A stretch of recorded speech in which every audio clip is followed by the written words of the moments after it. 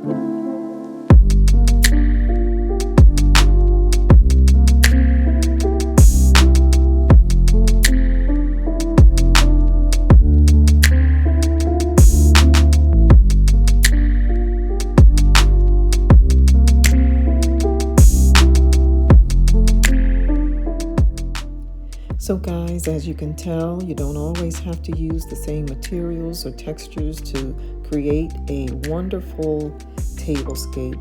And again, here we have used porcelain, we have used melamine, glass, and plastic to create this beautiful tablescape. So guys, I hope that you have enjoyed this video and you are inspired to create your own tablescape. So guys, thank you so much for visiting the channel and watching this video. If you happen to be new here, we suggest that you subscribe.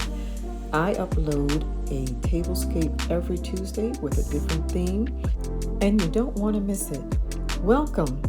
Thank you again for stopping by. And for those of you that are members of the Design to a T family, thanks again for visiting. I appreciate you, and I'm wishing you all a great and blessed week. God bless.